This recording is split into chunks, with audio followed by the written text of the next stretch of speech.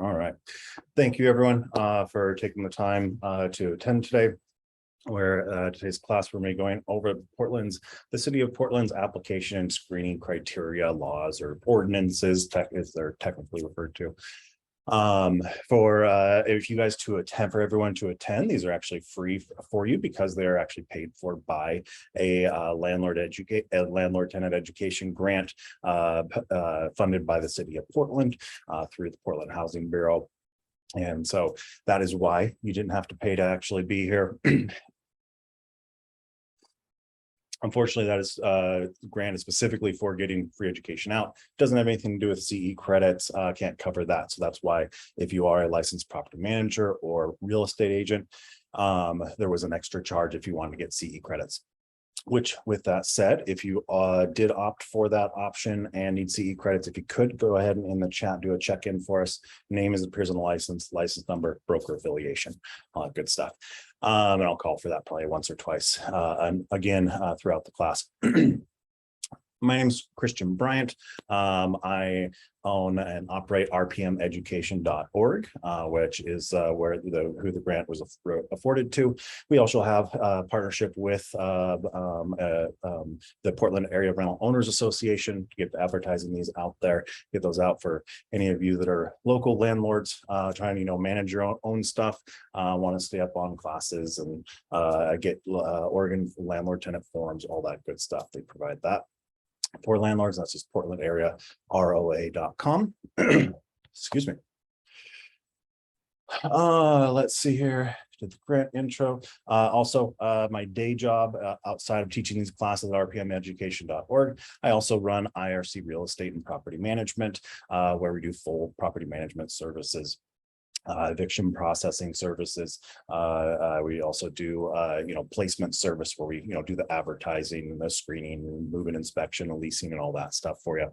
And then also we do handle real estate sales specifically for investors buying and selling rental properties. Let's see. I think that's the gist of my intro stuff. So we'll go ahead and jump into it. There we go. Wonderful disclaimer and rules. In the same email you got that had the link to get you guys connected to this class, you also received in that a link to the shared class materials folder, where you can download, print off stuff, all that good stuff. One of the things in there is a nice printer-friendly version of these slides, a nice PDF printer-friendly version of these slides. So you have this wonderful a disclaimer written by my liability attorney, insurance attorneys in writing that I will assume you will go ahead and read at your own leisure. You don't need to listen to me read it to you word for word. Oh, of course, I clicked off the wrong screen. There it is. Oops. Okay. There we go. Got it. The gist of it, though, I am not an attorney. I wear a lot of hats, being, as you said, president of RPM Education, my own management company, as well as being the chairman of the Rental Services Committee for the City of Portland, as well as being on the legislative committee for the Oregon Rental Housing Association at the state level. Wearing all kinds of hats there. None of those, though, are that of an attorney. I always say, if you've taken my class, you've heard me say this many times, treat having a landlord attorney, or at least knowing who you're going to call, treat it like the emergency after hours plumber. Hopefully you never have to use them, but you should know who you're going to call if you do end up needing them. So it is, there are times to where you're in a sticky situation, maybe you're in a gray area of law, or maybe you let your emotions get the best of you and you fired off an email that you're worried or fired off a notice that you're worried may come back to bite you or negate your ability to evict or enforce something or something like that. Who knows what? Lots of times it may be a lot cheaper to spend $300 to $500 on officially consulting with a landlord attorney on the front end, making sure everything is handled 100% properly versus rolling the dice and hoping you get it right, and ending up having to hire them at a much more expensive total cost to actually defend you in court if it came to that. So do look out for that. My opinions are just that. My opinions, of course, what's on my slides has been approved, but what comes known at the City of Portland, RPM Education, Portland Area Owner Association. Can't control what actually comes out of my mouth. So if I say something totally crazy, please don't blame them. With that said, I've been teaching these classes for going on, I don't know, 12 plus years now, something like that. So far, haven't gotten myself in trouble, so we should be all right. Feel free to ask questions. Since this is a virtual class, I think we had, I want to say we had around like 70 or so pre-registered for this class, stuff like that. I've been teaching these ones for a number of years now, kind of updated them. So we've gotten it down to where typically don't have too many questions, but just in case we do, just to try, so the questions don't get lost in the regular chat where maybe people are sharing links or you guys are talking amongst yourselves, or, you know, the CE check-ins, all that stuff. If you have questions that are on topic for me to actually read aloud and answer as part of the class, please use the separate Q&A section if you could. Typically in the Zoom links bar, it's right next to the chat window link.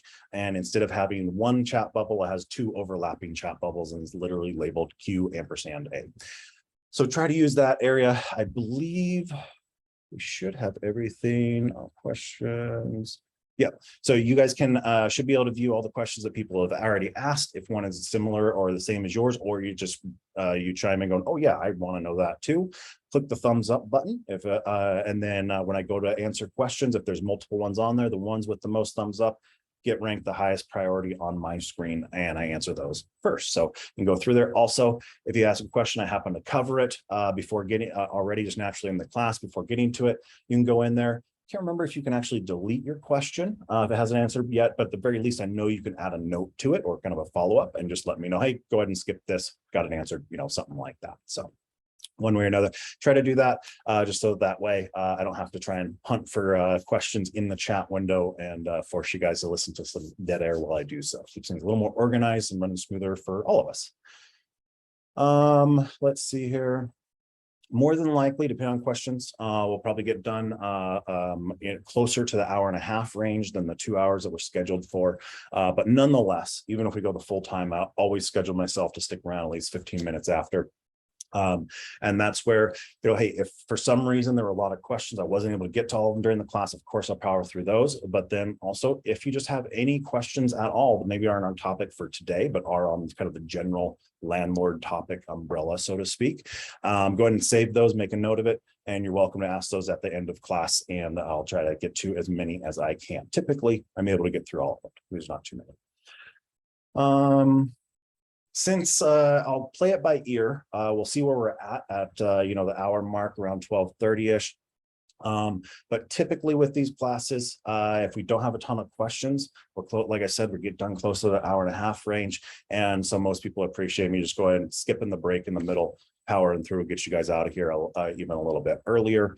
But if for some reason we do have a lot of questions, like we're going to take up the full 2 hours, then just understand around the 12:30 mark, I will probably, you know, depending on where we're at in the slides, pick a spot to go ahead and take like a quick 5-minute break for everyone to, you know, use the restroom, refill their water, whatever they need to do. Excuse me. Okay. We are ready to go.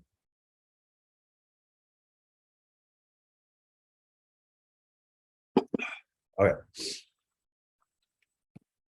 Oh, of course, clicked off the wrong screen. All right, jumping into it. Oh, let me also state before you guys get distracted on that type of stuff, for this class, to be very clear, it is everything we are talking about today only applies to rental units located within the city limits of Portland. So it's not specifically Multnomah County, okay, as a lot of people try to refer to, because you have to go to the Multnomah County courthouse if you're going to file an eviction. So there's a little confusion there. It's actually a city of Portland law. So one thing I always point out is zip codes and city boundaries and zip codes were not created to match each other. They don't necessarily match up.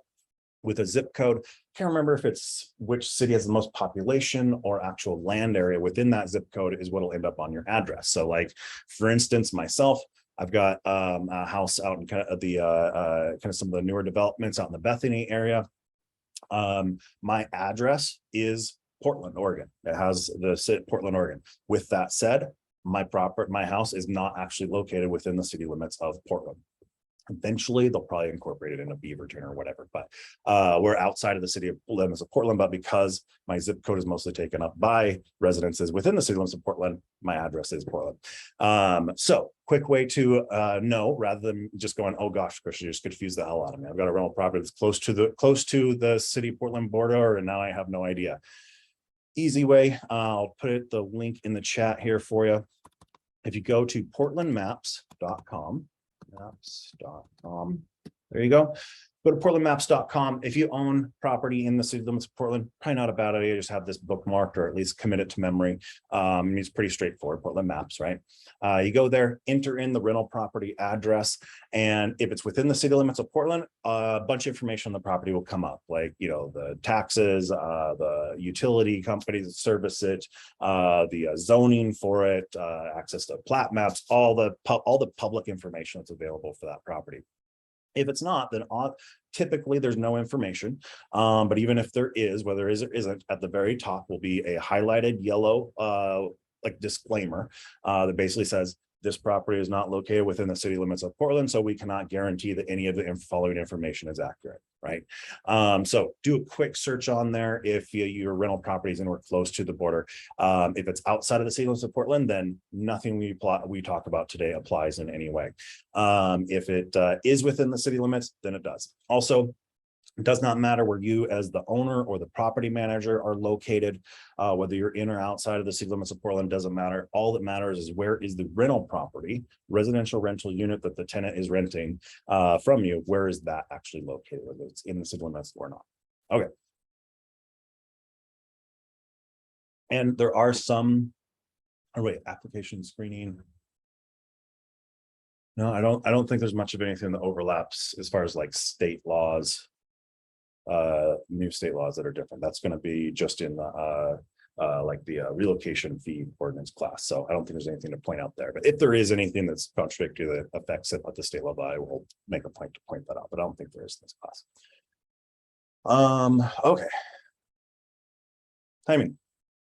So with rental properties within the city limits of Portland, when it comes to applications, you are required to screen those applications on a first come first serve basis. Prior to this law, if you wanted to, you technically could say, hey, I'm doing showings this week. Any applications I receive by Sunday, I'm going to screen them all at the same time and pick the best one. Technically, you were able to do that. With that said, any instructor like myself, and I would argue probably all, but since I definitely haven't checked every single one, I'm sure there's some that don't. So I'll say vast majority of property management companies would already be screened on a first come first serve basis, because it's actually the easiest way to make sure you are protecting yourself from accidental discrimination charges when it comes to fair housing rules and stuff like that. So on a first come first serve basis.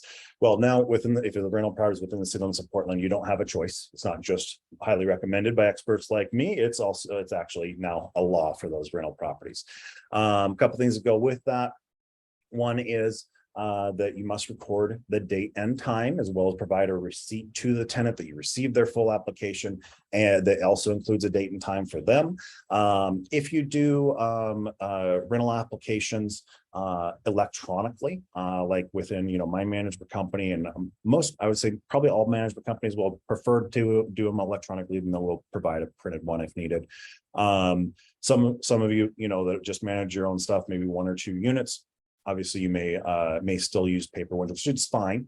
But if you do it electronically, then there's already kind of a built-in just automatic receipt, as well as date and time stamp on everything on exactly when they turned it in, and you're covered. If you still do things via paper, it can be as simple as you handwriting a receipt out of a receipt book and including on there the exact, obviously you should already be putting the date if you do that, and then adding the exact time to it, right? And giving them a copy, and you have a copy. Another thing you can do, I think for like $10 on Amazon, maybe 15, but I would imagine they're probably around like $10 or so. You can actually get a date time stamped where you set the date and time stamp on it, and then you just set it on the application.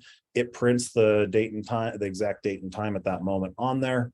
Make a copy of it, give it to the tenant. You're all set. As long as You record the date and time on your files for them, so you can count exactly when it was turned in, and you give the tenant a receipt that also includes that same date and time, so they know what you're going off of. Must be materially complete to count. So what does this mean? Lots of times I'll get different, the same question phrased differently, trying to give me specifics of what if I get everything, but I don't have this, or what if I get everything and I don't have that? It's up to you how you want to set your policy on when you officially count their application as being received. You want to set whatever that policy is and make sure that you treat every single potential applicant exactly the same. And you can set whatever rule you want. What I mean by that is if you're like, hey, if I have the application 100%, if I have the application 100% filled out, and they pay for that, and they give me the application fee, whatever, or screening fee, whatever that is that I charge. We'll talk about those here in a bit on exactly what you're able to charge, how much you're able to charge now. Whatever, some base information, maybe, copy of ID or something like that, then that counts. Even if you need more documentation, you'll give them like an extra day or two to get that into you piecemeal if you want. That can be your policy if you want to be more flexible. Or you also have the right to say materially complete. For my company, or for my organization, my policy is, my rental property is that literally I have 100% of everything before I actually accept it as being 100% complete. And you can literally say, hey, I'll accept this stuff, but we're not going to mark the date and time or cash your screening fee check or process it, do anything until you get the rest of it. And that's when it'll count. Or you can even be as strict as saying, I literally don't want anything unless you have everything, right? You can handle it any way that you feel is best for your business. Personally, within our company, we expect pretty much everything that we ask for up front, and then if we see some sort of issue where we might be able to give them a conditional approval, and we look for we want additional evidence from them, or a letter of explanation or something like that, then we'll typically give them an extra a day to come up with that stuff, or a day or two, depending on how many applications there are waiting and stuff like that. But nonetheless, you can create whatever policy you want. That's just what I've come to. You can create whatever policy you want when it comes to this, as long as you apply it equally to everybody. Neil asks, let's learn more about emotional support animals, please. I touch a little bit on what's called a reasonable accommodation here, because there are some rules when it comes to the application screening in Portland that touches on that. But I will tell you, I don't dive into it super deep. I have other classes that I teach on a regular basis. I don't think any of them are included. I don't think that the support animals topic is included in any of the City of Portland free landlord education grant classes. But I know it typically is something that comes up in the classes I teach that you can pay to have access to on rpmeducation.org. I think it comes up at least 2 to 4 times a year. So I would check that calendar, see if we've got it on the calendar coming up. But I do touch on it a little bit here. I don't dive into it and dissect it, unfortunately, in this specific class. But nonetheless, let's see here. So 72-hour notice of unit availability. So on the next screen, I would just, understand. I think I make this pretty clear on exactly, the kind of order at which you'll end up screening tenants. But what this is, 72-hour unit notice of unit availability means from the moment you advertise it publicly, that is, you put a sign in the ground out front, or you put it anywhere online, right? If you haven't done that yet, say you're doing a turnover and you don't have a sign up or anything, and someone just starts chatting with you, like a neighbor or something, they go, oh yeah, I've got so-and-so that's looking for a rental in this area. Can they apply? You haven't advertised it publicly at all yet, then the 72-hour thing doesn't apply, okay? But the moment that you advertise it publicly in any way, then what you have to do is say, okay, this unit is coming available. Obviously, you put your ad up, all that good stuff. And then you say that the open application period will not be for a minimum of 72 hours later, which, and before anyone asks, wherever you advertise it publicly first, that's when the clock starts, right? So if for whatever reason you just put it on Facebook first, then that's when the 72-hour clock starts. And even if you followed up and put it on other websites later, because say it's not, you're not getting enough activity or something, that doesn't restart the clock. It's whenever you first started advertising it during that vacancy. Excuse me. And also keep in mind, it has to be a minimum of 72 hours. So some people, you've got some pictures from last time, but you've got a lot of turnover to do, or for whatever reason, contractors backed up, or you do the work yourself. You're not in a big hurry, and you're not going to be able to finish it for like a month or so, but you'd like to, put the feelers out there and stuff. You can say, if you want, hey, this is going to be available, but my open application period doesn't start for until a week or 2 weeks from now, after I'm farther along in the turnover and I'm able to show it to people or something. You can do that as long as it's not less than 72 hours after the moment that you start advertising it publicly. If you, for some reason, someone turns in a completed application to you prior to the 72-hour period, or that lockout period being closed out, then you have to count it as being turned in. Actually, if you're doing the minimum 72 hours, count it as being turned in at 80 hours, or basically they get an 8-hour penalty. And before you ask, yes, you can say, hey, before you give this to me, just know that's prior to that 72-hour period. We can't accept applications without applying a penalty until after that. Hey, you might want to just have everything ready and wait another day or whatever it comes to, right? You're more than free to do that.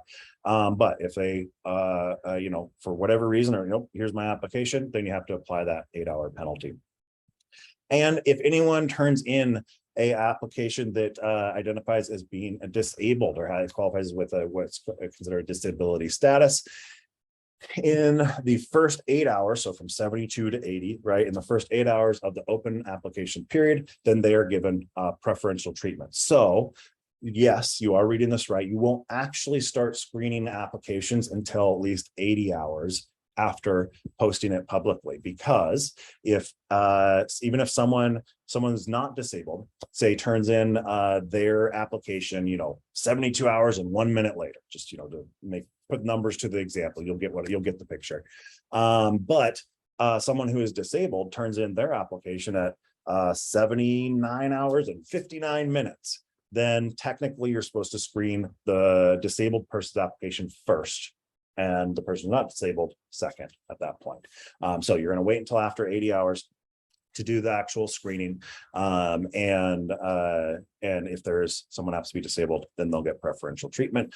Also, if for some reason you have a person who's not disabled and someone who is disabled turn in their application too early, so they both get the 8-hour penalty, when it comes time to start screening those, the person with the disability would come first also. If it's after the period, after 8 hours after, right? So it's been 80 hours or more, maybe it's been a week, right? It's been plenty of time, right? People have had time to apply somehow, some way, which would be hard, especially with electronic tracking and stuff like that, but it'd be hard for this to happen. But if somehow, some way, someone who's not disabled and someone who is disabled turned in their application at the exact same time after the open application period has started, then you would also still give the preference to the person that is disabled and screen theirs first. And then to make this a little bit clearer, and this would also be a good one, if you're dealing with processing applications on a regular basis and stuff like this, to where you're not typically getting multiples, would be a this would be a good slide to go into that PDF file and maybe print this out and paste it on your desk if you're the type of person that needs that kind of list. Let's see here. Kevin asks, how does the tenant with a disability need to identify themselves, and do they need to describe the disability? Okay, so two things. One, as you'll see on one of the future slides, I'll cover it now. I'll just skip it later. One of the new requirements for the city of Portland is you do actually have to ask the question on your application. Basically, are you disabled? And you can add, they don't have specific wording, but you need to give them basically the wording in the law is you need to give them the opportunity to identify to you that they are disabled, so they qualify for this. And when it comes to disabilities and confirming disabilities, okay, now we're kind of jumping out of City of Portland law and into national, more fair housing law. There's two things to keep in mind. One, if it's obvious, if their disability is obvious, so they roll into your office or the showing in a wheelchair, or you see that in their card they have a permanent wheelchair placard or a permanent disability placard or disability license, or they're blind, they've got a seeing eye dog and a cane, right? Or any of the other ways to where any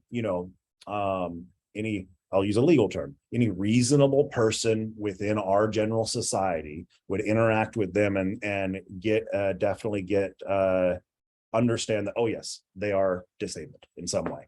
If it's obvious like that, then no, you can't challenge it. You can't ask about, you can't require that they prove it or anything like that. If it's not obvious, right? So this is also something that goes into even like the therapy animals and any reasonable accommodations. If it's not obvious, then you can, if you doubt it for any reason, you can ask that they provide verification, which can be simply they just give you some documentation from their doctor stating yes, they meet the legal definition of disabled. And I have I don't know if diagnose is the right word, so forgive me if it's not, but I've diagnosed them as such, something to that effect. If they don't have something like that, they want you to do that, then you can. If you go to the Portland area ROA.com, I'll put that on here because I reference it a few times. Portland area ROA.com. We have a form store on there. One of the forms is the reasonable accommodation request form. You can't require that a tenant fill that out. They have the option to provide any proof to you that they are disabled, but you have the right to confirm it and verify. Okay. And with the reasonable accommodation form, of course, goes through, they explain, yes, I need a preferential treatment on the application screening. And I am disabled for this reason, and here's all my doctor's contact information, and here's me signing a release that you can share with my doctor, letting them know that they are free to share any medical information pertaining to this disability so that you can confirm this, right? So it makes it nice and easy. Can't require that they provide it. So, but yeah, so short answer, Kevin, is you ask on the application. If it's obvious, then it's obvious. Great. If it's not obvious, then yes, you can ask them to verify and confirm and provide, some documentation, or possibly, fill out that reasonable accommodation form, signing a release so that you can do your own verification with their medical professional if you want. Let's see here. What if the property is, you probably meant to say upstairs, and they're using a wheelchair? That's up to them. I mean, technically it has to qualify as a, Class A,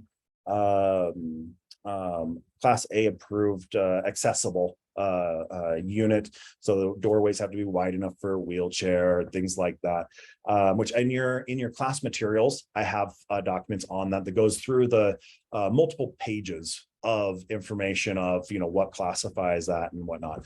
Majority of properties that are built in the last 20-30 years probably qualify, is a general good rule of thumb. If yours doesn't, it doesn't. As you'll see later, I'll save this part, but know that I'm going to talk about this later when it comes to a reasonable accommodation request.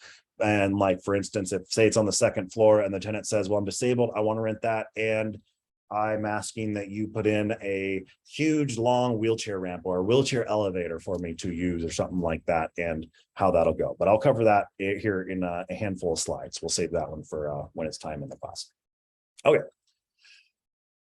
Advertising requirements. Type A. There you go. Yeah, and I have those codes and whatnot in your class materials, so you can verify that. Notice unit availability must specify exactly when the open application period begins, like I said, a minimum of 72 hours later, okay? It can be in the text. If you're only advertising as a sign in the yard, then that sign obviously can have all your normal information, your contact info, but it has to have instructions on exactly how they can get all of this required information, whether that's a website to go to where you have it. Some systems have it set up to where you can use an automated text message and say, hey, text to your information here. So you get information about scheduling a showing, as well as more information about the application process. And then you kind of it automatically sends them a link to get them to a website. Or simply have purchase one of those flyer boxes and have all this information printed on a flyer that gives more information about your property, maybe packets that include applications and stuff, and put them there. If you're still old school, not doing it electronically, but one way or another, whether it's electronic via web address and link or through a flyer box or whatever it is, one way or another, they need to have access to this information and know how to get this information through what they see in whatever advertising you have put up publicly. Let's see here. Let's see. And keep in mind, if you don't advertise it publicly, then like that 72-hour lockout period, the first come, first serve, all that stuff doesn't apply. Not 100% of everything doesn't apply, but everything about first come, first serve, giving people priority, that type of stuff. If you don't advertise it publicly and just someone wanders up, says, hey, I want to rent it, or someone whatever, then everything does apply. And even if you post a flyer on a work poster board, still would probably be considered public and would count. So it literally just be happenstance, maybe a referral from a friend, family, coworker, a contractor, neighbor, or something like that before you advertise it publicly. All right.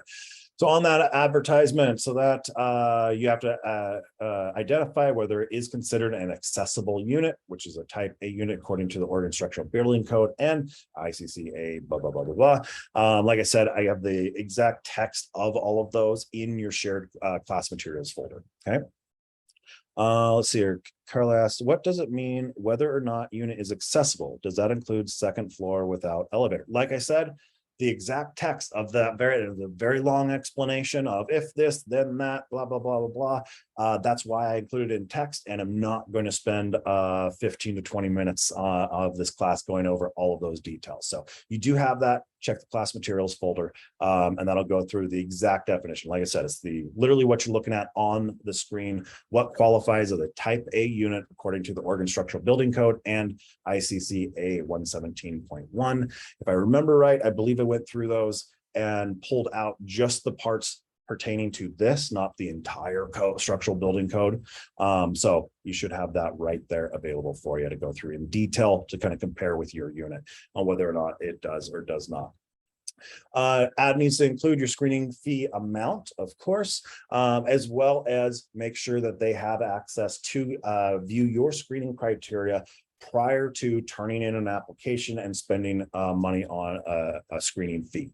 Or at some point, they have to have access to that. So if, it could be that you do showings before you allow applications, you show up with a showing packet that includes your screening criteria, your application, blah, blah, blah. Or you could be like me, if you have application online, when you go in there, they click apply. The first page they come to is our nice, very long screening criteria. Ours is pretty long because we have properties in Portland and Central Oregon, and outside of Portland, all over the Willamette Valley and whatnot. So we have to cover a lot of bases. But they have to go through all of that and then click another link to move on to the application. But one way or another, they need to see that. Is there a link to standard screening criteria? I know we did at one point. I think they might be redoing it, but check our form store. I can't remember if it was one of the ones, because we go through so many on the forms committee. Can't remember if it was one of the ones that we finished last year and updated, or if it's one of the ones that we are redoing. But I'm pretty sure that we do have it on there, and they actually we'll talk about the differences here in a bit. I believe they have on their application and screening criteria forms that you can purchase that include the City of Portland low barrier screening criteria, which we'll talk about here in a bit, or as well as if you use your own custom stuff, you want to, fill in some of the customizable stuff and whatnot. So check that if you don't have your own, but do understand you do need some form of screening criteria. And maybe you start with that, and as you learn kind of things you do and don't like and whatnot, and different measures, then you adjust from there, and just make sure you put it in writing there so that all future applicants can see it before they apply. Let's see here. And as I already covered, it can be in the ad copy itself. What we do, because a lot of stuff, can be, especially the screening criteria is pretty long. Obviously, there's links for them to get all that information and stuff within the ad copy. Okay.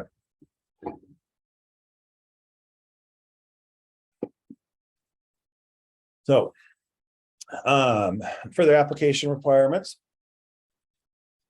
Application must include, I already talked about that, the ability for the tenant to affirm a disability status and request a reasonable modification.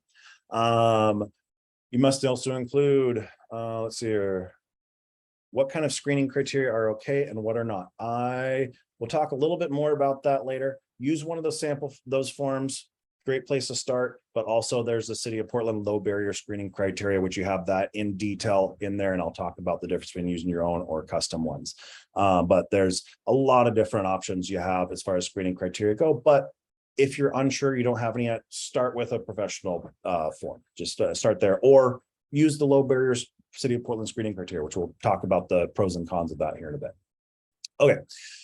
Portland, the notice to applicants about the right to request a reasonable modification. Again, this can be just a link to it, which we actually have a link to the City of Portland Housing Bureau Rental Services Office webpage that has that notice on it. So that way, if ever updated and whatnot, it's already updated. We don't have to remember to get that the updated one and save it to our stuff, print it out, but you're more than welcome to do so. The Portland notice referencing where to obtain the statement of applicant rights, a description of your screening criteria, as well as your evaluation process, and an opportunity for them to include supplemental evidence, which supplemental evidence is an explanation. So they know they have some negative mark on their background. It might be credit-based, it might be criminal-based, it might be housing-based, whatever it is. They know they've got something that may cause you to say you're just denied if you saw it. Supplemental evidence is them having the opportunity to give you additional information that might sway your decision the other way. So that might just be a nice heartfelt letter of explanation of, hey, yeah, I've got collections on my record, but it was from when, in this year, the company went out of business, so I lost my job. We're on some hard times, but also here's records showing that I've actually, now that I've had my job for the last few years or a couple of years, I've been making regular monthly payments to all these debtors or whatever it is, or might be, a letter of explanation of the criminal charge that's on their record. And this is what happened. And this is what I've done since then and stuff like that. So that's what supplemental evidence is, just additional information to help you make your decision if they know there's going to be something negative on their record. And like I said, you can provide printouts of those actual city notices or just internet links. There we go. Screening fee limits. Actually, let me cover. Yeah. Okay. So my question is related to criminal background. We have a current applicant who has July 2016 conviction for 4th-degree felony class C. That was not disclosed on the application, kind of declined simply for not disclosing on the application without further review of supplemental evidence required after the fact. They did disclose a DUI on their application with an earlier conviction. So in general, yes. If you actually ask the question of, is there anything on your criminal background or have you committed any felonies in less than, let's see, what is that, 7 years ago. I want to say I'd have to double check, but I want to say 7 years is the cutoff for non-violent offenses or offenses that do not pose a direct threat to the landlord in general, whatever that means.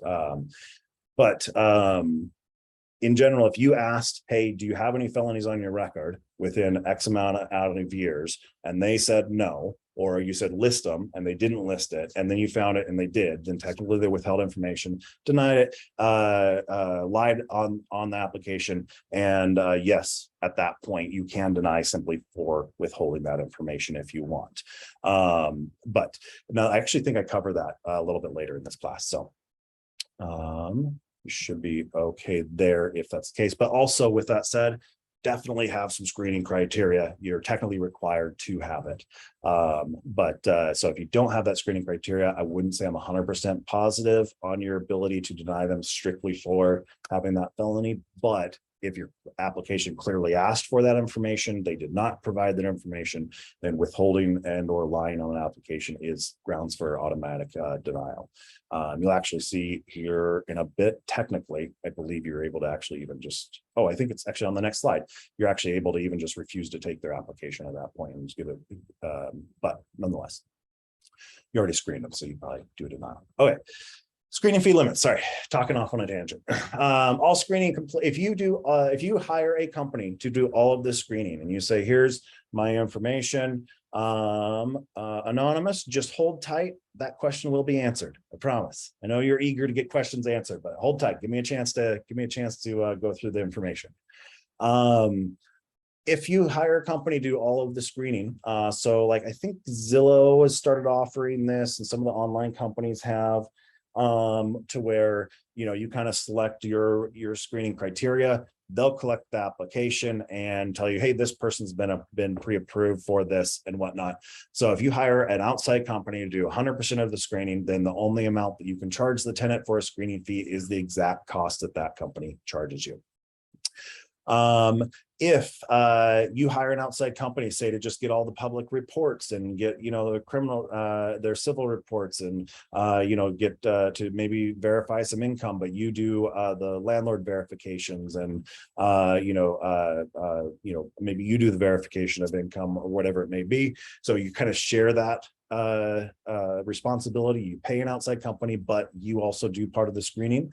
Then you can charge whatever the screening company charges you plus 25%. If you do everything yourself, you do not use an outside screening company, then the most that you can charge is the cost of what a screening company serving the Portland metro area charges plus 10%. So if you have, I think almost all of us fall into that middle category. A good chunk of you are probably using some of those new services and whatnot that'll fall in that first category. But if there are some of you that happen to fall into that last one, then I would, just to cover my bases, just to have it on file, if for some reason some tenant who's just looking, you know, for a landlord to try and sue or something like that tries to call it into question, go online. Look at some other companies' properties that are, you know, somewhat similar to yours, just in the Portland metro area. Go click their apply link, see what they charge for their application fees, and then you can, you know, get 2 or 3 of those, print them off, save screenshots, something like that, and then, you know, take an average of those 2 or 3, add 10%, and that's the max that you can charge. That's what I would suggest. That's not written into the law. That would just be my suggestion, just if I was going to had to go that route and I was covering my butt. I fall into that middle category, as I think the majority probably do. When can you actually refuse to take an application? Let's see here. I'm not going to try and pronounce your name, but the question that was just asked in the Q&A, I'm going to post that actually in the chat, because that would be better for you to get information from all the other landlords that are here on what you guys use. What I use is actually a national company that's built into the property management software that I use for my whole company. To be honest, right off the top of my head, without looking, I wouldn't even be able to tell you the exact name. Let's see here. Shonya, you're sending a message just to the host and panelist. You want to select when you're typing your text message or your message in the chat, just above that, there's a drop down link, select everyone and do it again. There you go. Now you'll get it. So no one saw you say Pacific Screening. But yeah, so you're getting some suggestions in there. Those are probably going to be much more valuable than what I use, quite honestly, since they're probably going to be, you know, your small to medium managers and whatnot. Let's see here. Applicant. Oh, so things in order to, if you want to refuse. This first one is really mostly going to apply to the larger management company, quite frankly. The majority of people that I think it's like 46 or 48% of all rentals are owned by people that own, 4 or less units within the city limits of Portland. Large percentage of those are people that manage their own stuff, and this probably won't ever come up because you might have one vacancy every couple of years if you've got, just 2 or 3 units. But for those of you that are that happen to be larger, might apply. You never know. If an applicant has committed at least 3 verifiable documented violations, you at the very least filled out and served them a lease violation warning notice. You didn't just have a conversation with them. At the very least, you did officially documented their 3 verifiable violations with you, the same landlord, in a 1-year period. And the very last of those 3 violations occurred less than 1 year prior to them trying to apply. Okay, so the farthest out their 3rd violation could have happened would be 1 year, 364 days ago, right? None of those violations were actually cured or dismissed by a court or something like that, to where they end up being would not count. If that is the case, then from the time that they commit that 3rd violation and say you ended up evicting them for up to 1 year after that, you don't even have to consider their application. If they try to apply for any of your properties, you can just refuse to accept it. Say, nope, here's your screening fee money back. We don't, and here's all your documentation. We don't want your application. If the application is materially incomplete, and I talked about that at the beginning of it being materially complete and what that means, whether that's 100% or you having your own policy of allowing some piecemealing and stuff like that, that's up to you. If it doesn't include info concerning identification or income, which we're going to talk about, what you can, on the next slide, we talk about what you're able to require as far as identification goes. And we'll also talk about the new income limits for screening in the city of Portland as well. And then what I kind of referenced when I talked earlier, or answered one of the questions just a minute ago. If an applicant intentionally withholds or misrepresents required information on their application to that landlord, then you can refuse that application. You're also allowed, under state law, if they lie or intentionally withhold information on their application, you're allowed to actually deny them for that too, which is what I was referencing. Identification requirements. And I already know some of the questions you're going to come up with, so just hold tight. Let me get through this slide because I bet I probably will address them. You may not reject an application because they don't receive a social security number or proof of lawful presence in the US. Now, of course, one of the first questions as well, if I don't have a social security number and I can't require that they have that, then can't I deny them because at that point I can't pull a credit report and I require to be able to review their credit? It depends on whether you ask a landlord attorney or a tenant attorney and what judge you're in front of on exactly how that should be handled. With that said, the reports that I've gotten back from people that actually asked the rental services office for the city of Portland, which one thing I think on the very last slide, I have all their contact information, save that. Part of what you pay in your per door rental registration fee or tax in the city of Portland staffs this office. They are there to also ask some clarifying questions, but from what I understand, they have kind of gotten it back of no, if you denied because not having a credit report, and the reason they don't have a credit report is because they didn't have a social security number to provide you, then it would be in violation of this. So again, it's not written 100% specifically in the law that way, but for me within my company, I'm definitely taking the conservative route and making that assumption and going along with that, because I definitely don't want to be the landlord that has to spend $100,000 proving myself if a tenant attorney decides to take it. Anyways, so you can't require that. Now, most are going to have that. Vast majority are. Some don't have a social security number. You can't inquire about, even ask about their immigration status, let alone deny them if they can't prove they are legally allowed to be in this country. And from what this comes back from, this is, politics aside, obviously, this isn't the place to debate it. It doesn't really matter how I feel about it one way or another. Politics aside, what this comes from, whether you agreed with it or not, was back when, let's see, I think it was like towards the end of Obama's term, beginning of Trump's term, or maybe there is some thing about refugees from the Middle East during Obama's term, something like that. You'll kind of remember there were states and cities that just self-proclaim themselves as sanctuary cities or sanctuary states, which basically meant, hey, if you make it here, we will not enforce any of the federal immigration laws. Basically is what happened. City of Portland, I can't remember if the state of Oregon did or not, but I know the city of Portland did identify themselves as a sanctuary city. This is kind of carryover from those actions, and that's where this part of this law is kind of come from. In order, all that can be absolutely required of the applicant is to give you any combination of any legitimate documentation. It does not need to be government issued. It can be work issued. It can be issued by another government. There's no requirements on that. Any combination of documentation that connects all the dots to prove, obviously with a photo that looks like the person you're seeing, right? That proves that they are the person listed on there, that has their legal name and their date of birth, and connects. So a photo of the applicant, date of birth, and verifying the name. If that's all they have is enough for that, then you have to accept it. If you go through, they don't have a social security number, so you don't have credit. The best I could tell you is I definitely would not deny them for that. But what I would do, because it's in my screening criteria to be able to do this, what I would do is say, hey, if you don't have verifiable credit to prove your, basically your ability to pay bills on time and on a regular basis, right? Then we have this option as a conditional approval and you'll see later, I can't remember, it's later in this class, I talk about this a little bit more.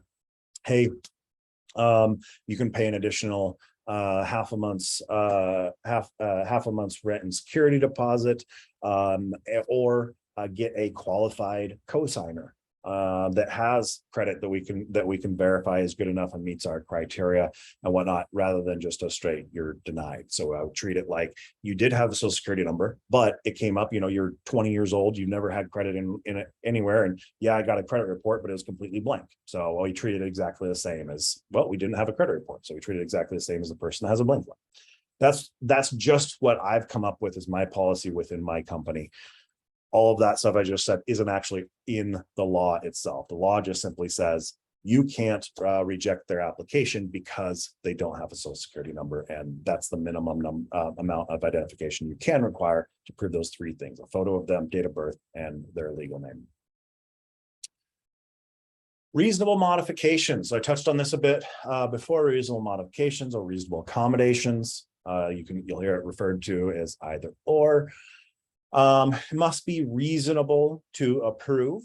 So for instance, on the example we had earlier, you've got a second floor unit and the tenant says, I want to rent it, but I'm in a wheelchair. I need a wheelchair elevator installed.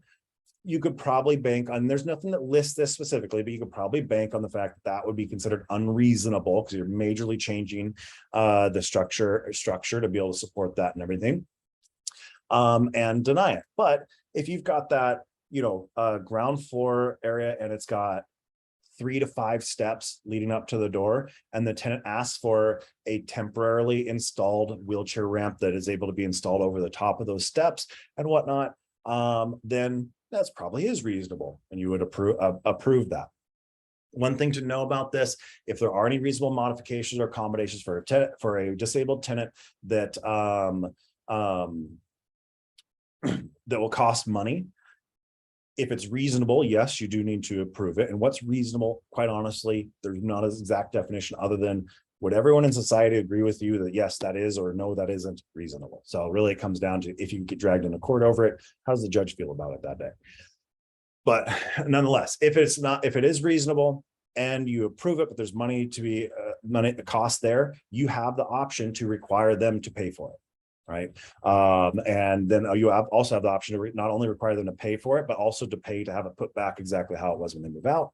Now, if it's something to where it actually improves your property or improves the rentability of your property, where you're like, no, I'd actually like that to stay, well, then maybe negotiate something. That's up to you, but you have the option to put all the cost on them. if they submit a reasonable modification request, and this is the part that they added as part of the city law, is as part of the application process. Then if it's considered to be not reasonable and you deny it, then you have to give the tenant 24 hours to come up with an alternative or a second option. Okay.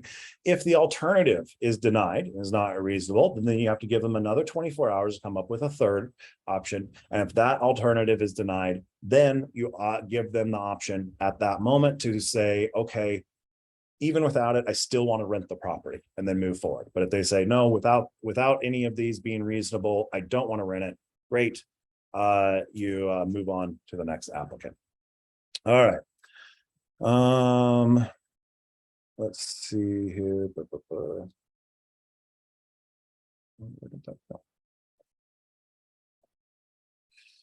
Let's see here, Jody. Oh, is it too late to purchase credit for this class?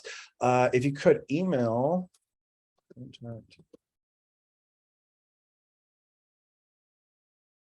you go. Email Patrick there about that. Let him know you're in here. Still do your check-ins and stuff, and he should be able to send you an invoice and have you pay for those fees. Okay. A couple questions here before I move on. Oh, we're doing timers 12:30. Okay, we're on 19 of 30. Oh yeah, we're doing fine. We should be able to power through. Okay. Carlos, if you don't have verifiable credit and you collect an extra security deposit as a cushion, can you use that deposit to clear unpaid rent? Just general rule of thumb, if you charge a general security deposit and you have an addition for conditional approval that adds to that general security deposit, is not labeled as something like a key deposit or a pet deposit, it's just labeled as security deposit, you can use those funds for anything that the tenant owes you at all when they move out. The only time there are restrictions is if it's labeled like a last month's rent deposit can only be used for last month's rent, unless the tenant gives you something signed saying, yes, you can use it for that other damage.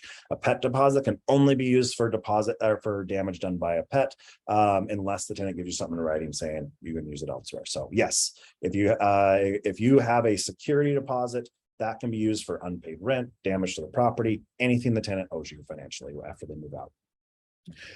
Reasonable accommodation, Kevin S. Reasonable accommodation. I have a no smoking policy on their properties. If someone applies who has a medical marijuana card and needs an accommodation to allow them to smoke on the good question. Sorry, I normally mean to put that out there. That is the one caveat and or exemption. If you use one of our leases, the Portland Area Rental Owners Association, it's portlandarearoa.com. Got the link somewhere there in the chat if you scroll up a bit.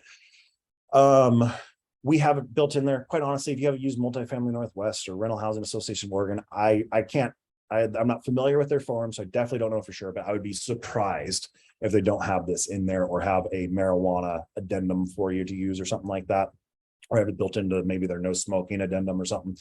But the default in ours is you're not allowed to smoke, consume, cultivate, process, and probably one or two other legal terms having to do with that, marijuana of any kind, unless you have additional written permission by the landlord. And that is an exception that was carved out to where, as a landlord, just like employers, you have the right to say, it doesn't matter if it's prescribed by a doctor, you are not allowed to use it on this property. Okay. And that was actually passed like a year or so after the marijuana was made medically legal. And it was is in the fine print of the law that was passed, giving employers the right to fire an employee that is they can prove is using marijuana, and they included a little carve out there for landlords to have the same option. So technically, reasonable combination of smoking pot because it's medically prescribed is something you can deny if you do not want to allow that in your units. With that said, if you're a landlord that is okay with it and you want to allow it, great. If you've got a property that's got an outbuilding with 220 voltage and is perfect for someone to grow their own plants there on site or something like that, and you want to charge them an extra premium on the rent to give them the option to do that, you can. I'm not, you're not here to want to know my opinion on it. I have clients that feel on both sides of it, and we enforce the rules as they see fit on their properties. So, but it is 100% up to you. It being medically prescribed does not mean that you have to allow it on your property. Income requirements for these city Portland laws. Applicants can choose who will be financially responsible. This doesn't really come up much. All this means is, hey, all of us adults are applying, whether it's a couple adults and college age kids that are adults or it's roommates, it doesn't matter. These adults are applying. This adult is not going to be responsible for paying any rent. Okay. The tenant has the right to do that. What that means is any income that they do make does not count towards the qualifying household income that we're going to talk about, that they need, that we're going to talk about next on those limits. Doesn't count towards that. And if that person is not financially responsible, has anything negative on their screening report that has that is financially related, so credit or job, maybe they're just unemployed, right? You can't hold that against them because they're not financially responsible. You can still screen that person for everything else. So their criminal record, making sure they're going to be a safe, person for them to live around the neighbors, blah, blah, blah. Anything that doesn't have to do with finances, you're still able to screen that person on. You still have them fill out an application and pay the screening fee and everything. But if they choose to not be financially well, so then you don't. Most commonly, I find that with the college kid, that goes to PSU or any one of the community colleges around or something like that, or just the college age adult that they want to have on the lease because that they know they're going to be there at least 3 to 6 months out of the year from different vacations and stuff when they're not down in Eugene or Corvallis or something like that. That's typically most commonly when we'll find it. Every once in a while we'll find it of just, hey, I know I can qualify my own income wise. His credit's totally screwed. We're worried about that. So don't count any of his financial stuff. He's not financially responsible. It gives them that option to do that. For income limits that you can require. If rent is less than what's considered affordable for households at 80% of the median family income, then the landlord can require gross income of up to 2.5 times rent. If rent is more than what is considered affordable for 80% MFI, then the max income that you can require is 2 times rent, and that's gross income. To find out exactly what it is in the city of Portland, I've got the website right there because it is something that changes on a year-over-year basis. And I believe in, I want to say the administrative rules PDF, one of the files in the class materials folder, I want to say towards the end has that list there the last time that I downloaded it. But quite frankly, that is something that the Housing Bureau can adjust as numbers come out and everything. There's not necessarily a big, public announcement or anything about it. So I would recommend, quite honestly, is just go straight to the Portland Housing Bureau website and pull it up there. And also, this is something that, quite honestly, if you've got one of those, maybe, properties, not a high-end one necessarily, but anywhere from, low to mid-grade or so, and you think there's a chance it might be somewhere around what is considered affordable for households at 80% MFI, then check it before you advertise. I mean, heck, if you're over it by $10 a month and it's worth it to you to lower your asking rent by $11 a month so that you can require an extra half a month's rent in verifiable income, then you may want to make that choice. Not saying you necessarily should or should not. It's up to you on how important it is to get that extra half a month's income verified with your tenant. And if it's worth that $10. Now, if it's you're $250 a month above that amount, probably not worth it, right? So, but worth checking out just to make, number one, to make sure your requirements are where they are when you do your screening, but also to see if maybe it's worth adjusting a little bit to get that benefit. Also, with income requirements, all sources of verifiable income are to be included. Basically, any source of income that they get that is legal it can be included. So it used to be that landlord had the right to say, and I'm not saying I necessarily agree with this or not, had the right to say, hey, if you work at a strip club, or what was the other one? Well, we'll just go with that. You work at a strip club, we're not willing to accept you as a tenant. Technically, you can't, as long as it's a legal profession, you can't hold it against them. Can't refuse to rent to them because of that. And what this also lines out, and you've always had this option if you wanted to choose it, but they decided to put it in writing. You can choose whether or not you want to accept income that they get from friends or family. Typically, the answer would be no, but there are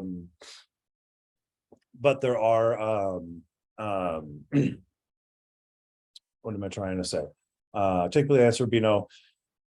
But there are situations where, especially like the college student that's, going to PSU, maybe their parents give them, a couple, $2,000 or $3,000 a month as an allowance to pay for housing expenses and stuff like that. And hey, if you can, if you want to accept that, that's up to you.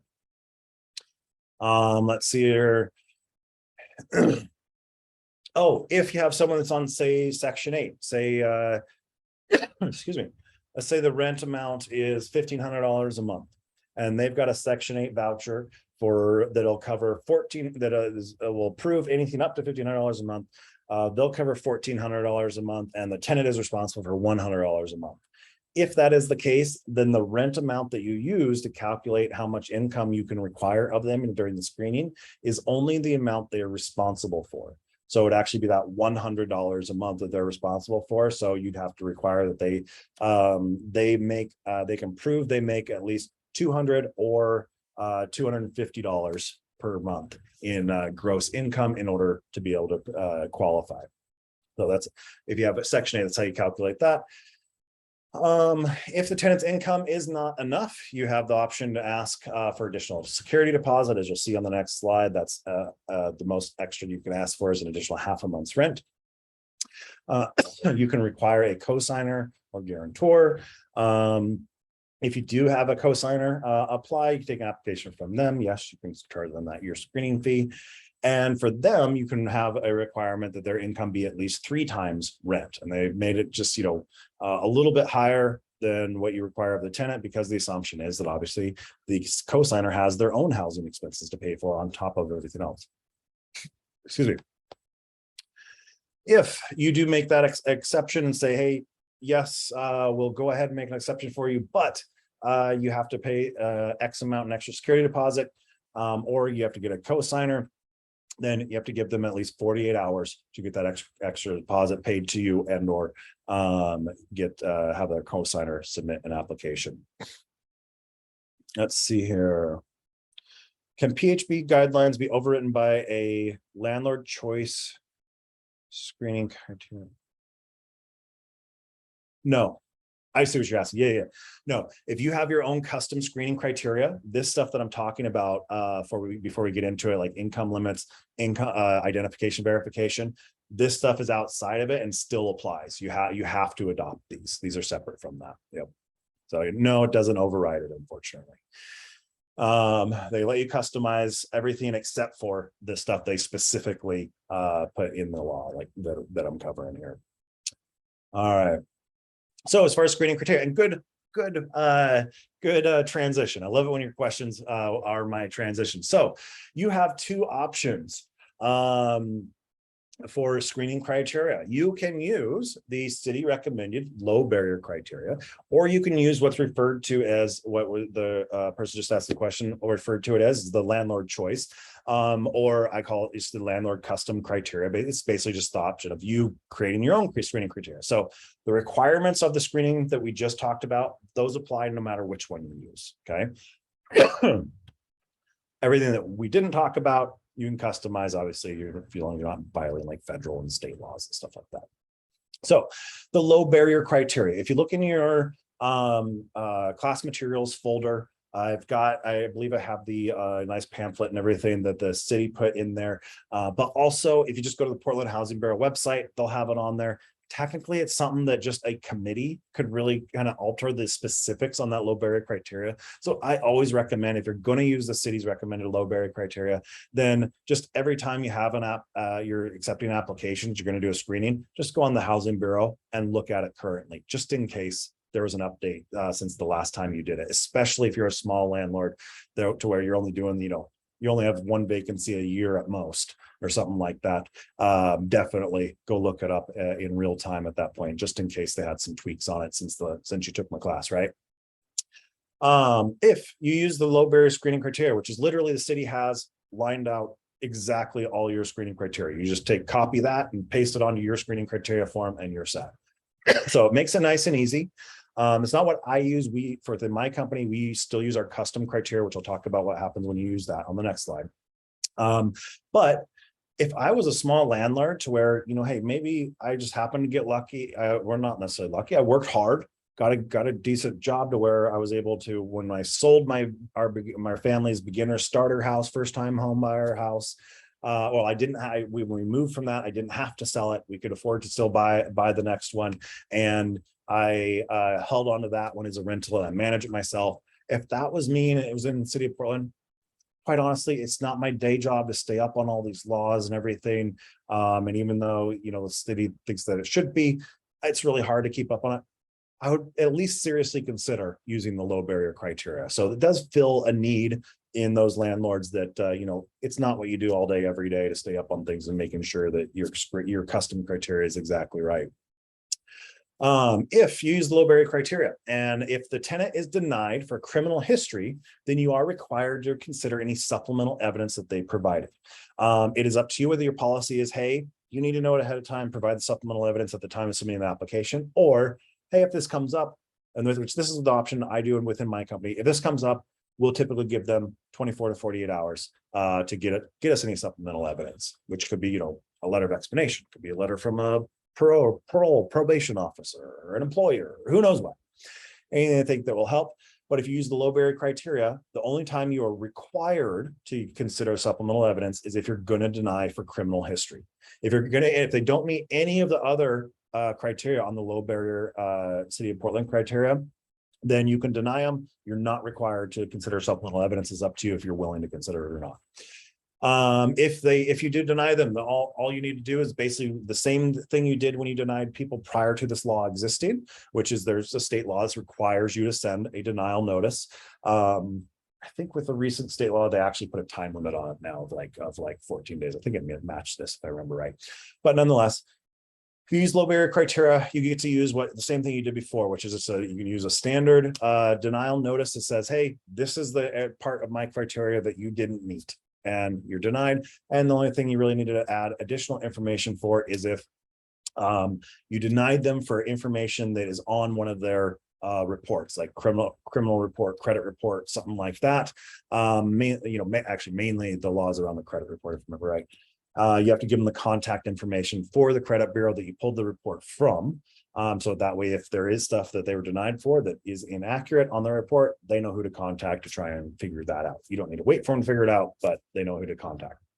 They know where you got the info. But pretty straightforward.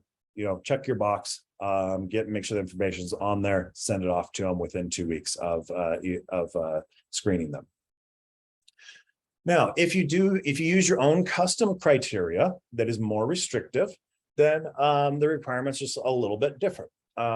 If the tenant doesn't meet any of your screening criteria at all, then you must conduct an individual assessment, which is the fancy way of saying consider that supplemental evidence. So this is the difference there. If you use the low barrier criteria, the only time you're required to consider supplemental evidence is if they're going to deny for criminal.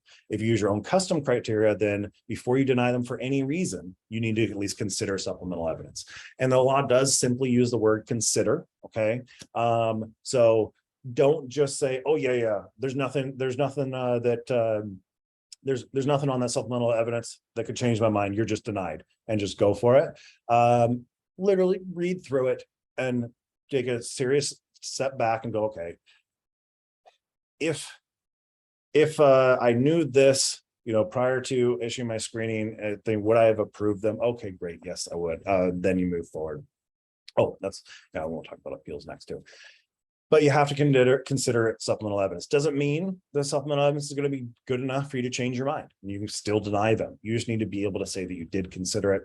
And then the part to where I say, if it's not your day job to do this all day, every day, then you may want to consider using the low barrier criteria because of this next part of just kind of knowing what to say, what not to say to get yourself in trouble, which don't ask me, hey, what should I not say? Because quite honestly, it changes for every specific scenario. Okay.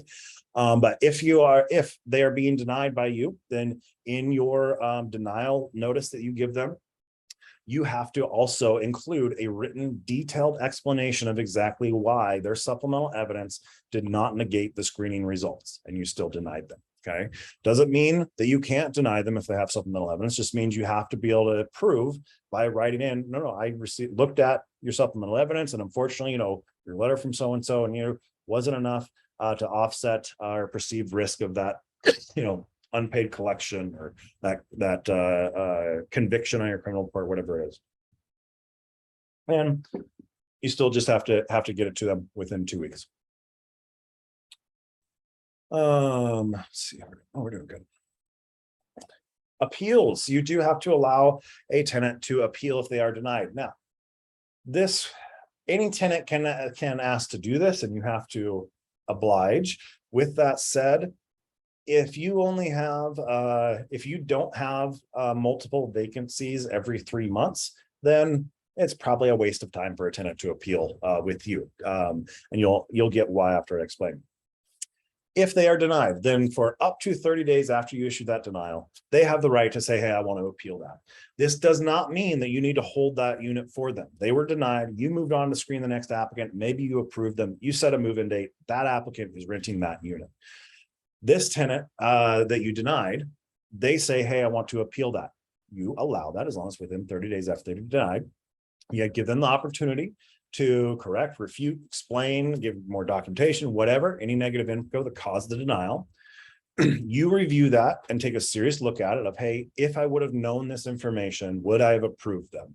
If the answer is still no, then it's no. If the answer is yes, then okay, yes. And your appeal is approved. What does that mean? It means that for just that landlord, so just you, right? And just your properties located within the city limits of Portland that are at the same or a lower rent amount rate for the next 3 months. So that tenant can say, hey, that one's coming up. It's at the same or less rent amount as the one I won my appeal on. I want to rent it. Bam, they're front of the line and approved, and you start the move-in process. You waive the screening fees for that tenant since they've already applied and been approved, and that is required to be good for that 3 months.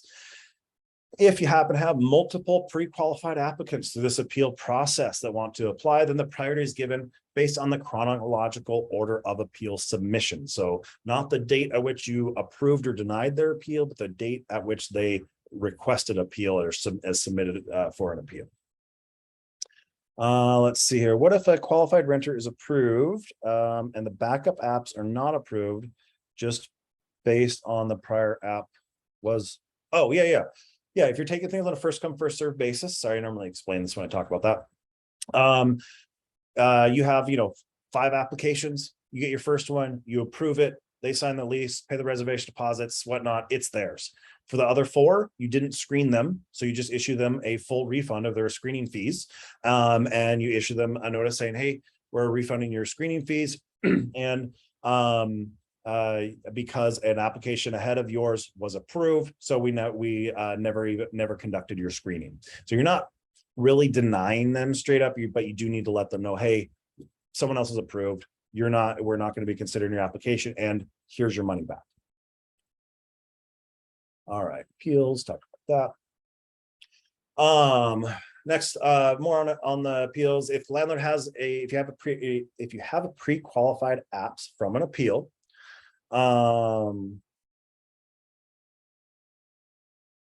let's see here. This is, what if I use a screening service so I don't process all apps at once? Yeah, it doesn't matter if you use a screening service or not. The law is the law. If you process all apps at once, you can only consider the first one. And if that one's approved, you have to refund the money there, and you might have lost the money. So definitely talk to your screening company. My guess is they know the Oregon laws and the Portland laws and probably have a workaround for you. But definitely talk to them. Yeah, under no circumstance you're allowed to do a group screening. You have to go on a first come, first served basis, and if you approve one, they take it. Everyone else gets their money back. Let's see here, but it's been a law for a number of years now, so I'd be very surprised if the online companies that do that, I'd be very surprised if they don't have some kind of workaround already for you to customize it for Oregon and Portland. Let's see here. I must notify them of any available units. Prior to the general public. So if you do have someone that appealed and you approved, and you have a unit coming up that is at the same or less rent amount that they are approved for, then you have to give them at least 48 hours. Give them at least 48 hours notice to consider renting that property prior to you publicly advertising it. Okay.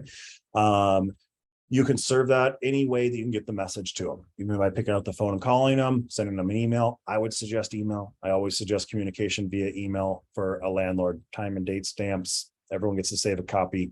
So, but technically, any way you will communicate with them, you can let them know, hey, it's available. Do you want it? Must include the date and time. The landlord must receive their intent. So that date and time needs to be at least 48 hours later, right? You can give them more than that if you want to, just can't be less than. If multiple appeal approved as declare intent, then it's based on when they submitted their approval, and who submitted their appeal first will gets the unit. Once it's published publicly, then that tenant, if they then after the 48 hours gone by, after that they decide they want it, then they have to follow the general application process, but you waive their screening fees, i.e. they have to wait that 72 hours before they say, yes, I'll apply my application for that. And when they say that, they have to beat anyone else that's trying to apply from that, from the general public. And if they're not disabled and someone else applies in that first 8 hours that is disabled, then that disabled person gets bumped ahead too.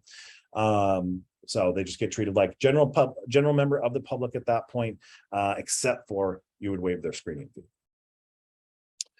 Some exemptions. If you have an affordable housing unit that is regulated by the government for households that earn less than 80% median household income, that unit is exempt. It does not mean Section 8. If you have a Section 8 tenant, you do not qualify for that. This is the properties that basically the government has complete control over who's approved, who moves in, and exactly the amount of rent that they have to pay, that individual tenant has to pay, and their rent can go up and down drastically based on their job status, income, family status, all that stuff.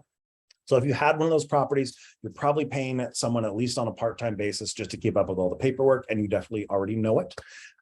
If that doesn't sound like you just happen to have a Section 8 tenant, so you know Home Forward pays part of the rent or all the rent or something like that, then that's not you. You're not exempt.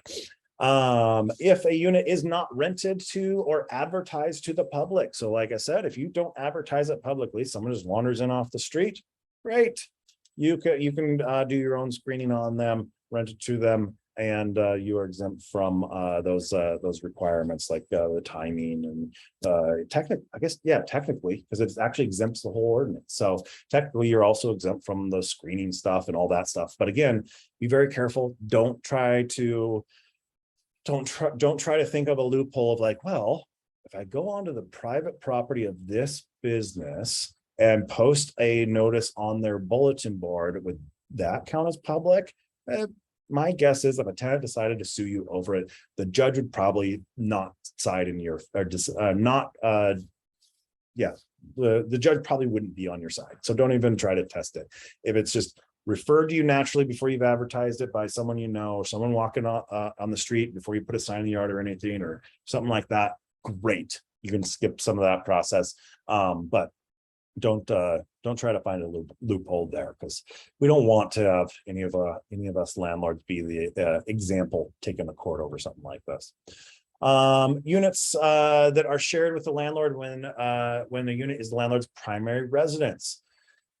So this is okay. So you see on the next one, it actually specifically says a duplex or an ADU. Okay, so before you ask, if you live in a home, if you live in a unit, a one unit of a fourplex that you own, then you are not exempt. That's not what that first one means. What the first one means is basically you share internal common area. So for instance, if you had one of those homes outside of the downtown area of Portland that has, 8 bedrooms and 6 bathrooms and whatnot, and you just use a couple of them and you rent out 3, 4, 5 of those bedrooms or whatever, so you share common space with the people you rent space to, and that is your primary residence, which is defined with you spend at least 1 day more than half of the year there, then you would be exempt.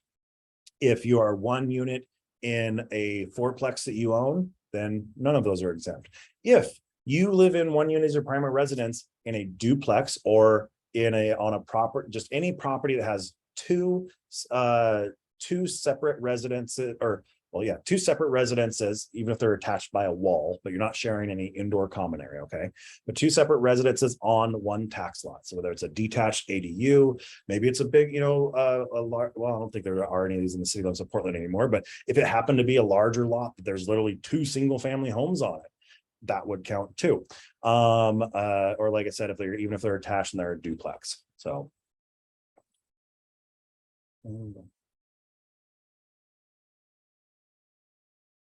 Let's see here. Oh no, that's fairly on topic. If you offer a rental to an applicant and they don't respond, so they're approved, okay? How long do you have to wait until you offer to another qualified applicant? That is 100% up to you. If they are approved, put it in your policies, in your screening process, screening criteria. It should be listed in there. Within my company, I believe we give them 48 hours to confirm. If I remember right, yeah, pretty sure. Yeah, within my company, our policy is 48 hours.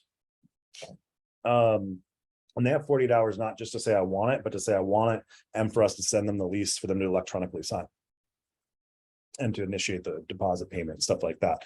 But it's up to you. Just pick an amount of time that you want to require and make sure that is the same amount of time you enforce for all of your applicants. So you treat them all equally. Penalty: if you violate any of these application screening guidelines in the city of for a residential rental unit in the city of Portland, then you are liable to the applicant for up to $250 per violation plus actual damages. Now, $250, if you make an honest mistake, not the end of the world, right? I mean, no one wants to have to pay their tenant $250, but it's better than some of the laws where it's like 3 times rent for something where you could make just an honest mistake, you weren't intentionally trying to violate the tenant's rights, right? And you were willing to make it right, so to speak. So 250, that is something we originally was higher as a multiple of rent, but we actually got that lowered a year or two ago, amended something like that a couple years ago. But don't take it lightly, because the next part, actual damages, that includes reasonable attorney fees as well. If it's screening, something like that, it's something lawful where they end up not renting your property and they have a real case against you to where they're going to win, okay? So you actually did something wrong. Maybe they can prove that it also cost them X amount of money and, taking them this much longer to rent other places or something like that. And most importantly, most expensively, if a tenant says, hey, you violated this law, you owe me $250, and you argue it, and they go get an attorney, or maybe they don't even give you that option in the first place, they just go straight to an attorney, and you did actually violate it. Obviously, if you didn't violate it, then hopefully, you can fight it, argue your side, and you'll be okay. But if it ends up you actually did violate it, then the sooner you settle and cut them a check, the cheaper it's going to get. Because the attorneys, if they hire an attorney for it, they're going to charge a minimum of $500. I've seen as much as $1,500 just to write the initial scary letter saying, hey, you violated all of this stuff. So if we go to court, we're going to sue you for this huge amount of tens of thousands of dollars or in the hundreds of thousands of dollars. But hey, if you paid the tenant or my client, let's say $500 that they're owed for this, that, and the other thing, including this $250 penalty, and you pay me my, $1,000 base attorney fee for writing this letter, then it goes away.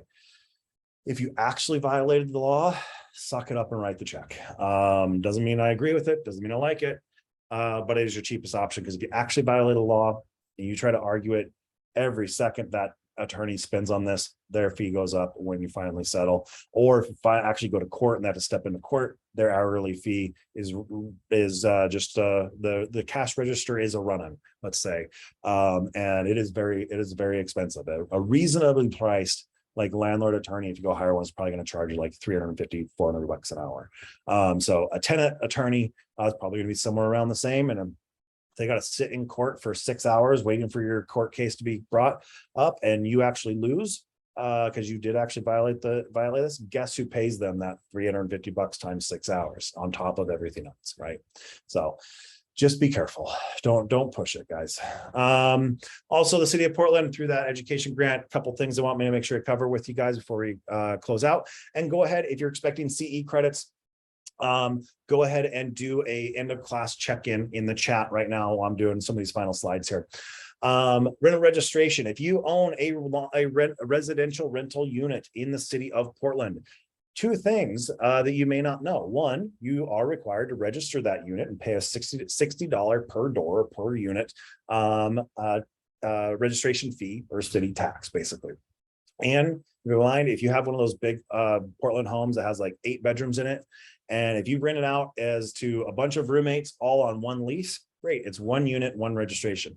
If you rent it out individually and have a separate lease or month to month, doesn't matter, just separate rental agreement for each individual bedroom, it's 8 units and you pay $60 per unit fees. So just keep that in mind on depending on how you set it up. Not necessarily saying that the extra cost is worth it to change how you do business. If you rent it out room by room, just make sure you take that into consideration because it is a cost to weigh the pros and cons when you're doing your cost benefit analysis, that right.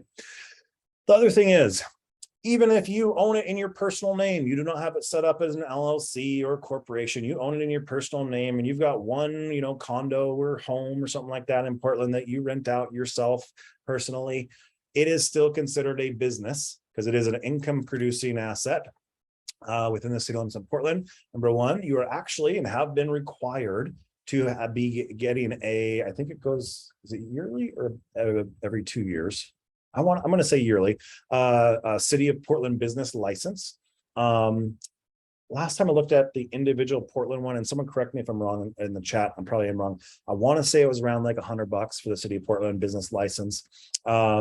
And then I believe within my company, we pay like $150 or $200 for like a Portland Metro business license that includes like all the suburb cities and stuff like that.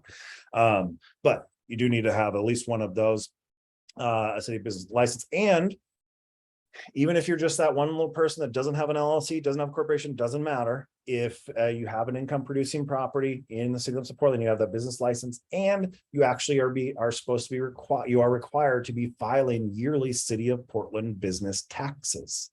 I can't remember the cutoff. That's why an accountant and bookkeeper are the first people I hired in every company I've started, because that is not my area of expertise.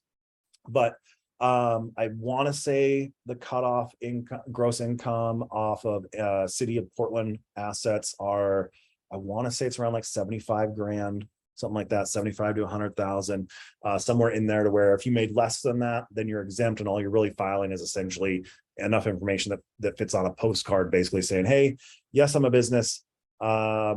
No, I didn't make enough. I'm exempt. And the only thing I'm filing with this is a Schedule R listing my rental units. And here's my, $60 per door registration fee. And if you're above that, then there is also a small percentage income tax that you're supposed to be paying yearly. How and where can an individual obtain that license? So the business license for the City of Portland, I believe it's done through the City of Portland Department of Revenue. I'm pretty sure it's done through their department.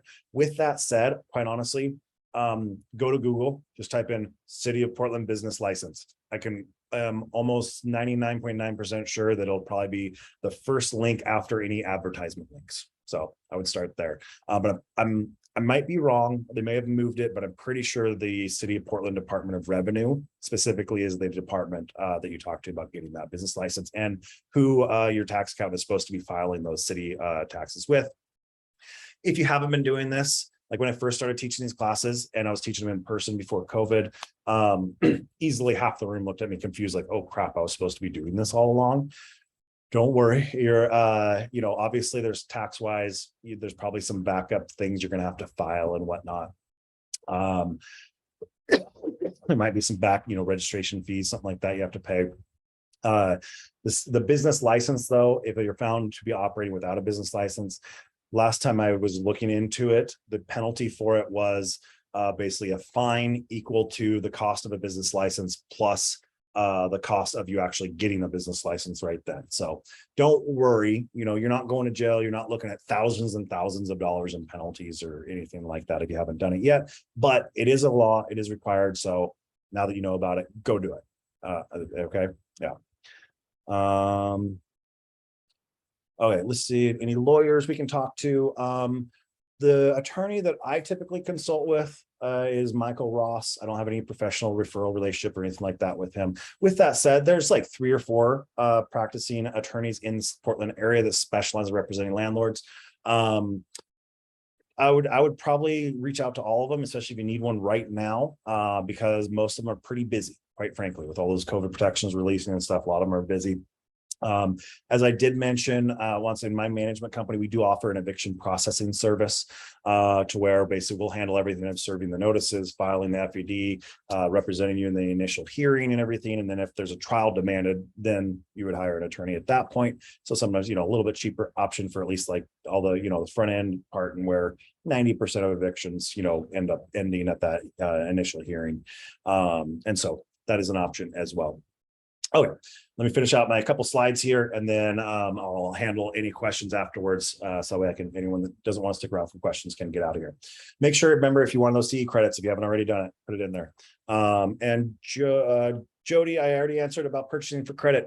Email contact@portlandarearoa.com. I put that email up a bit. Email Patrick there, let him know. He'll be able to send you an invoice and get you that certificate.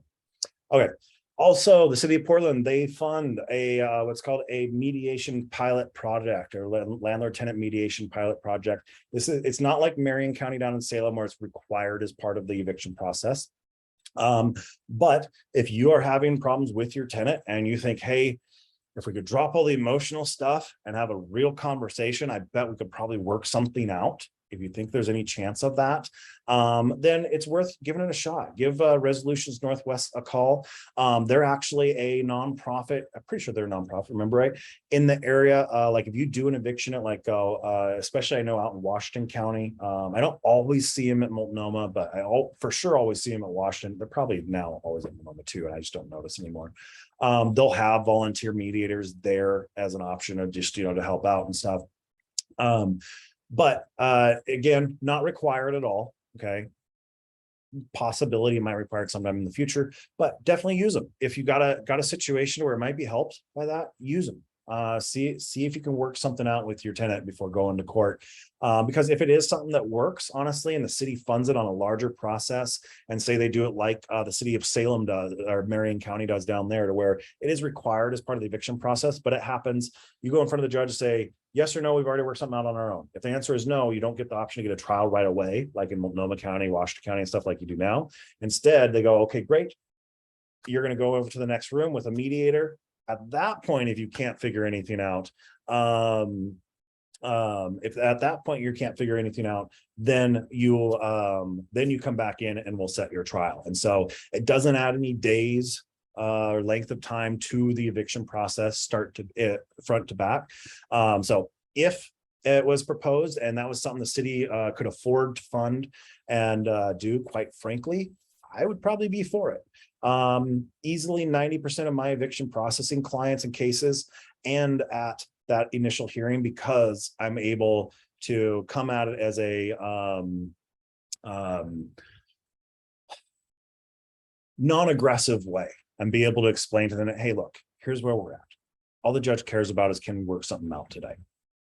It would take 3 weeks from here through the trial, hiring the sheriff, all those waiting periods, to where we'd even get to the point of showing up with the sheriff to force you out. So how about this? And also, it'd be very hard for you to rent a property if you have an eviction on your record, right? So how about this? You peacefully move out. I'll give you that 3 weeks to move out. We tell the judge, we have an agreement, we go. Obviously, I'm simplifying a 10 or 15 minute conversation where there's probably some personal stuff that we have to work through, or there's the he said, she said, whatever. But that's what the mediators specialize in. And so reach out to them if you're able to work that out. Then it might be something that becomes pretty helpful, because one of the great things about mediation, especially in areas where it's required. Sorry, I'm going off on a tangent here, but especially in areas where it's required as part of the process, like down in Marion County, is lawyers aren't allowed. If you come to an agreement out of there, it's not for sure, but the tenant attorney has a much harder time of saying, hey, no, you gotta pay me too. The judge doesn't always allow those fees to be added on if the tenant hired an attorney and you go into mediation, come out. So the attorneys aren't allowed in there. And if you don't come to an agreement, then everything said in there and whatnot is legally supposed to be held as completely confidential too. So it's also kind of a safe space for you to try and work things out without worrying that you're going to say something to incriminate yourself in front of the judge or something like that. So Anyways, that's my diatribe on mediation. But if it were to come into play, be forced to where it added 2 or 3 days to the whole process, then I probably wouldn't agree to it, especially when we've got neighbors just south that have figured out a way to not do that, right? We've got a framework right there. Okay. So if you've done those CE check-ins, great. And Jody, like I said, make sure email Patrick there, contact@portlandarearoa.com. Let's see here. Save this contact info. Portland Housing Bureau, Rental Services Office, their websites and contact information, just in case you have any questions like that they can help with. Other than that, I'm going to go through and answer the questions that are posted here. But those of you that you've got somewhere to go, somewhere to be, don't want to stick around, learn from other people's questions, you are free to go.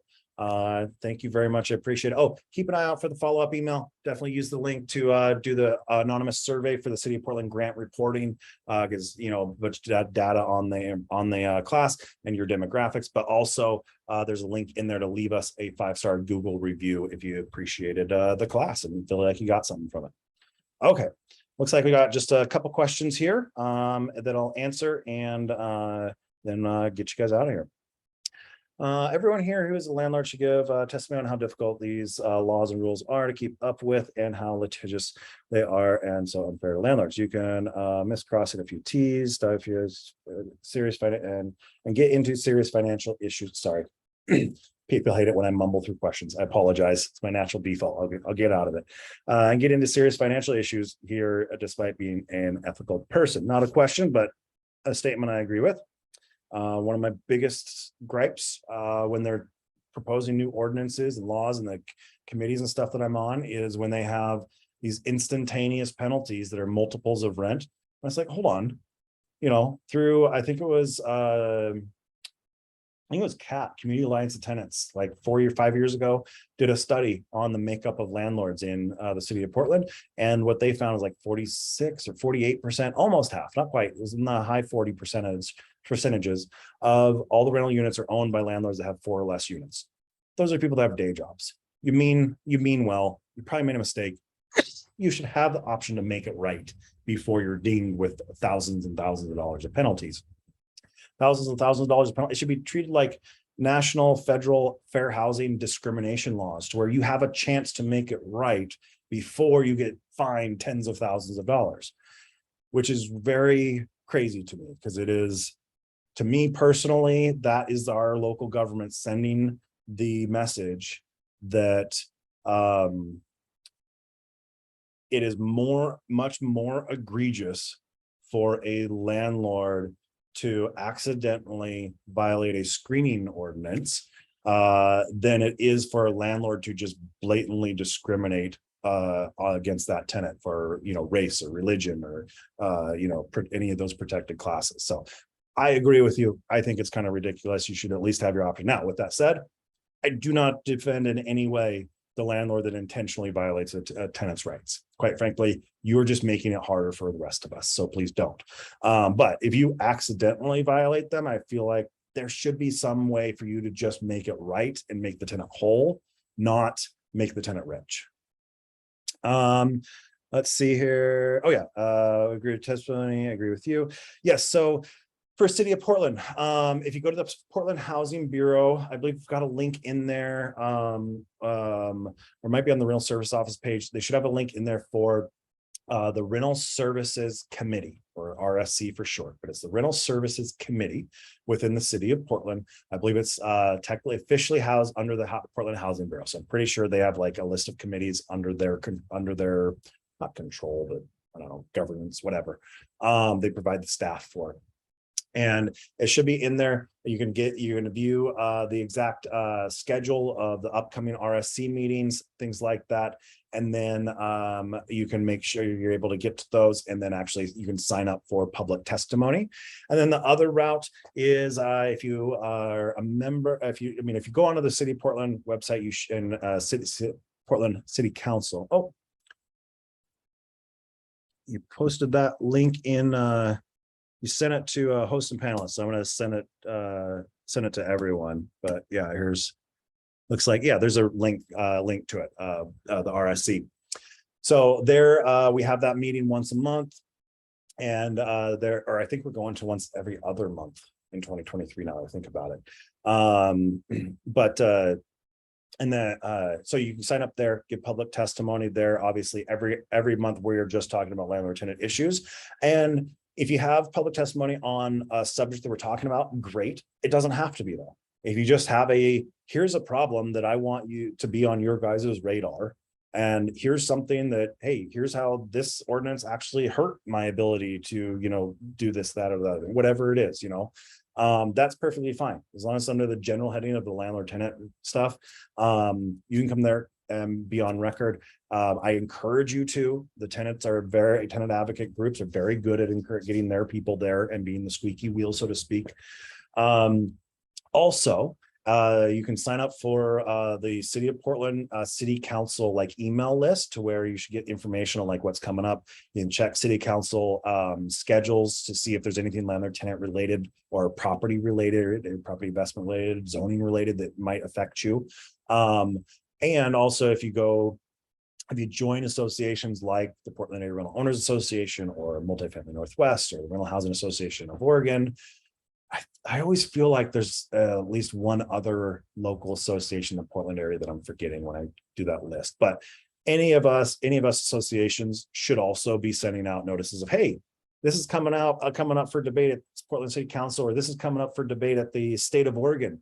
The next legislative session, which is coming up, I have a state legislative committee meeting, I think tomorrow, to talk about all the currently proposed landlord tenant related bills coming up in the state session. So soon, sometime in the next probably week or two, I would say, we'll probably be sending out a notice to all of our members saying, hey, these bills are coming up that need to be on your radar. And here's and if you go to the state website here, you can do a search for your rental property address as well as your own personal address and your business address, because all of those addresses might have different state representatives, which means you're a constituent of every single one of those state representatives because you have an interest in every one of those areas, right? And here's their contact info. Reach out to them, tell them, hey, don't pass this law. It's ridiculous because of this, blah, blah, blah. And also, I will say, when you do that, don't be the crazy person in the room, okay? Absolutely. If there's a motion, that's fine, but don't yell, don't accuse, go through the facts, go through, if you're telling a personal story of, hey, this law or it hurt me personally, and this is how, that's totally fine. Just like I said, don't, you can definitely show that kind of emotion. Just don't be the angry, crazy person in the room, right? That's your best way to get those people to actually listen to you. And I will say they do listen. At the city level, like city council members and stuff, odds are that actual council member will read your email or letter. If you're talking about a state representative, the actual representative may or may not read it, but I can guarantee you someone on their staff definitely did read it and make some sort of tally or make it part of the stats in a report they were giving to the politician to show, hey, majority of your constituents feel this way, or majority feel this way, but a very close second, a minority are worried about this part, And so at the very least, even if you don't get an immediate response and you don't see action right away, do understand that it's not ignored. Your stuff doesn't go into the garbage. They do actually pay attention to it. And I've witnessed it for myself. That's the only reason I can stand here saying that. Okay. Moving on. I can't spend that much time on each question because then you guys think of more and more questions and we'll never get out of here. Let's see here. Next one. How long can you hold a unit for after applicant has been accepted? Is there legal? Oh, I already covered that. It's up to your own policies. Within my company, I believe we give them 24 hours to sign the lease and pay the reservation deposit or the full deposit as a minimum, or sorry, 48 hours to do that. You can make a decision. It's up to you. Pick a policy on this is how long you have to get this, and this information to me in order to say for sure it's yours and we won't offer it to anyone else. And you make that your policy and you apply it equally to every applicant you ever have in the future. After I increase the rent, if my tenant decides to move out, do I need to pay a relocation fee? So we have a class on the City of Portland relocation fee ordinance that you can take. It's one of these free ones. Also, if you go to the Portland Rental Services Office website there, the Housing Bureau, you should be able to go to the Rental Service Office page and you'll see a complete thing on the relocation fee ordinance. And they did actually, for a local government, quite honestly, I got to hand it to them. They did a pretty good job in those materials. I think some of them are neat. Some of the really good ones actually need to be updated and released, if I remember right. But nonetheless, they have it on there. The answer is yes and no. The way is in Portland, if you raise the rent by 10% or more, then the tenant has the option, doesn't automatically require you to pay the relocation fee. Just means if you raise the rent by 10% or more, the tenant has the option to say, I'm going to move, I have to move because it is too much and I want my relocation fee, at which point, yes, you have to repay the relocation fee. If you raise the rent by 9.99999% or less, then it doesn't matter what the tenant does, you don't owe a relocation fee. If you raise the rent by 10% or more and the tenant does not move, you don't owe the relocation fee. So that's it in a nutshell, but I do have another, it's like an hour and a half, 2-hour long class on the City of Portland relocation fee ordinance, goes through it in detail. So take a look at our events calendars for coming up. If I plan on moving into a rental and remodeling it, do I need to pay the relocation fee? Okay, so trying to remember on the remodeling thing. I think you still have to. I don't have it pulled up in front of me. So double check, go to the Portland Housing Bureau website. They have the the relocation fee ordinance exemptions list on there, because some of them you have to apply for, some of them you don't. I know, so for the state of Oregon relocation fee, you would be exempt if just from you moving into it or you doing a remodel that would make it unlivable, okay? For the state of Oregon one. The City of Portland one, not so much. There's not an exemption for you moving into your own.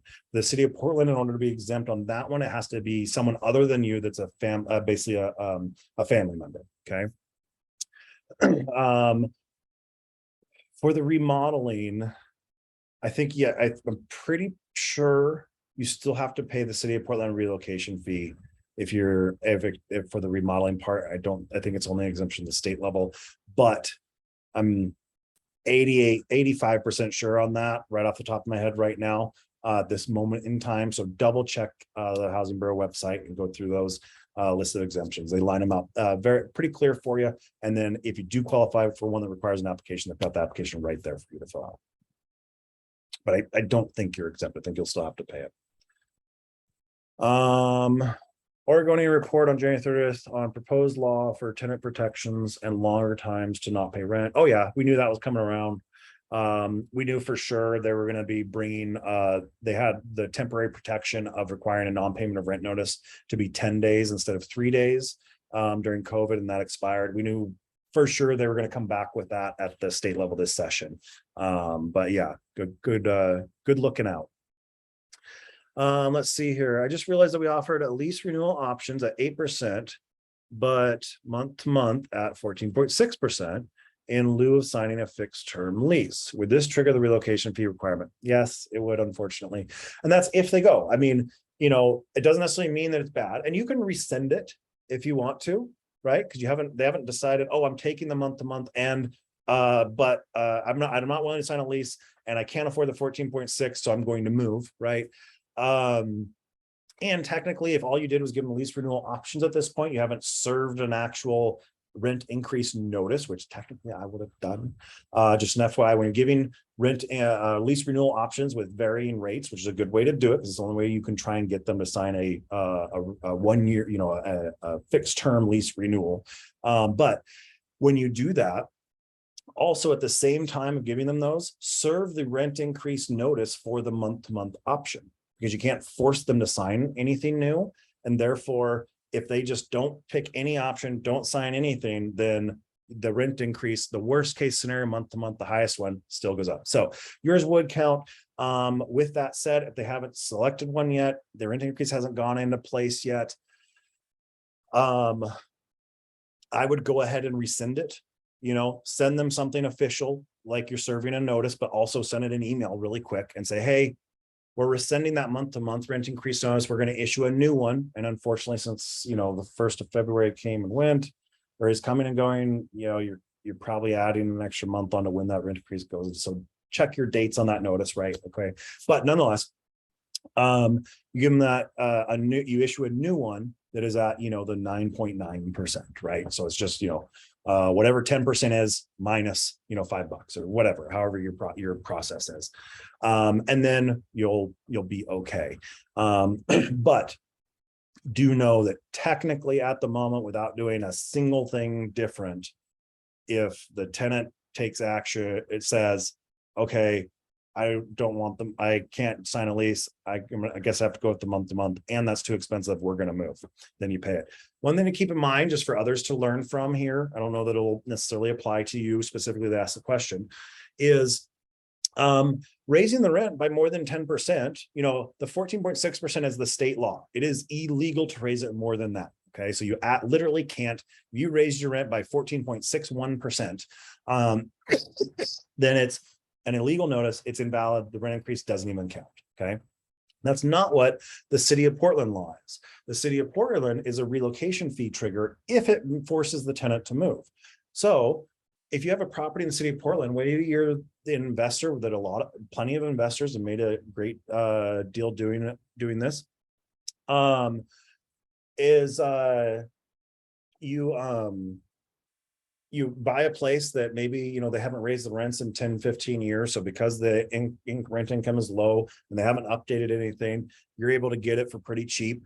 And then your plan is to go in, do some, you know, maybe do some updates, maybe not, but for sure, you know, be raising the rent as much as you can to try and at least catch it up to market. Well, hell, if raising it by 14%, you know, anything over 10%, but under the state limit, if raising it by that much means that it's still under market, then it might be worth the risk. I mean, because there's a good chance they're going to look at that and go, well, shoot, you know, we don't want to have to pay that much more. But they start shopping around and they see if they don't want to seriously downgrade the rental and their living conditions, then it's still a really good deal. They don't go anywhere. You don't owe any relocation fee. Okay. So it's just, you know, the relocation fee for the city of Portland, it's not a hard pressed law that says you can't raise your rent by more than 10%. It's just, it might mean you pay a relocation fee if it's too expensive, and you can dig into it a little bit and see how likely it is that will force them to move, right? Okay. Yes. Let's see here. Shona, sure. Yeah, I'd be happy to see if we can work out a time for your podcast. I'm gonna go ahead. I'll put my email in here. It's also, if anyone, you know, wants to reach out for property management, eviction, or real estate sales for their investment property and stuff, you've got it too. And then I'll wait a couple beats, so anyone that wants that can take it. Also, if you just reply to any of those reminder emails, so either it came from I think like contact@portlandarearoa.com, or it came from info@rpmeducation.org, depending on which organization you signed up for the class through. If you just shoot an email to one of those, one way or another, it'll make its way to me. So that also works. So, all right. Thank you, everyone. Looks like I cleared out all the questions and everything. Have a good rest of your day.